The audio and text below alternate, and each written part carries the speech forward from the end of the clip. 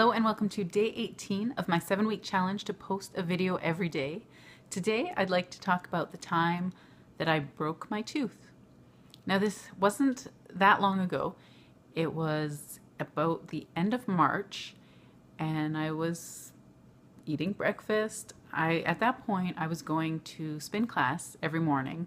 So before going I would eat an apple and a little bowl, like a tiny, not even a ramekin type bowl, just a tiny bowl of whole raw almonds. And so that's what I was doing. I was just having my little snack to get some protein and carbs in me before my workout. And then all of a sudden I bit into something that didn't feel like I should be eating it. Now this isn't uncommon because if you've ever had raw almonds, you know that some of them are softer, some of them are harder, and some of them you really can't bite into for some reason. So I didn't think it was that big of a deal, but sometimes it's hard to find that one piece itself and spit it out. So I ended up just kind of spitting out whatever chewed up almonds were in my mouth at that time, put it into a Kleenex and threw it out.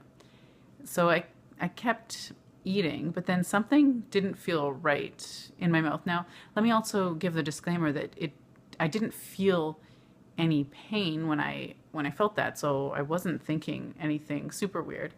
But then I started to feel around my teeth with my tongue, and it felt like I had some food stuck in between my teeth, which is not an uncommon thing when you're eating almonds. Often the skin can get stuck between teeth. So I was, just kind of feeling around and trying to remove it with my tongue, but I could not for the life of me get it unwedged from there. So I ended up resorting to actually using my finger to try to scrape it out. And when I did that, I realized it wasn't something stuck in my teeth, but it felt weird, the surface that my tongue was feeling, because that was the inside of my tooth. So that's why it didn't feel smooth like the side of a tooth normally would, and it felt more like the roughness of an almond skin. That kind of freaked me out, and I was like, what is this? Is it possible that there's actually a chunk of my tooth missing? So I ended up pulling my little Kleenex out of the garbage to investigate, of course, and sure enough, mixed in with my chewed up almonds was a chunk of my tooth. I would say it was probably about 20% of my tooth, which is a rather significant amount. So that was quite a shock and a interesting way to start my day. Now, thankfully, like I said, it didn't hurt when it happened. So I wasn't in excruciating pain or anything like that. And I finished eating. I made sure to chew on the other side, however. But I thought, okay, well, I'm still processing this. What am I going to do? I think I need to get this fixed. But at that point, I didn't really have time to think about it. I had to get changed, go to my class, because I had already booked it. So I did that. I go to my spin class. It didn't really affect it there. What's happening in my mouth does not affect the way that I pedal. So I was absolutely fine there. Came home, showered, and thankfully my dentist office is right across the street. So I figured I might have a better chance of them taking me if they see me in person, if I show up. I'm not really sure why, but I have this mentality of it's easier to turn someone away on the phone versus I'm here, I'm ready, can you squeeze me in anytime? So that's what I tried to do. Now they couldn't squeeze me in right away, but they did tell me I could come back in about an hour, which was great because all I had to do was walk home. In that hour, I actually decided to eat lunch because I had already had a good workout, so I was hungry at that point. So I did eat, and I made sure to chew on that side because it didn't hurt to talk or not do anything, but if I did bite down on it after, I could definitely feel the sensitivity. So I knew it was something that needed to be fixed because it wasn't super sensitive, right on the nerve, but it was definitely not something that I thought I should be doing. And then I also had the thought of Now that that chunk's missing, is the whole thing going to end up crumbling? So I knew that it was something that I did want to deal with right away. So I did go, and she was able to actually, that was a tooth that I had a filling from before. So she ended up just taking the old filling out and creating an entirely new filling, including the part of my tooth that was broken off. So that was all great. But I did end up with quite a hefty bill, especially because this was the first month of my entire life after 32 and a half years of having dental coverage. This was the first time that I did not have any coverage and that it was going to be out of pocket.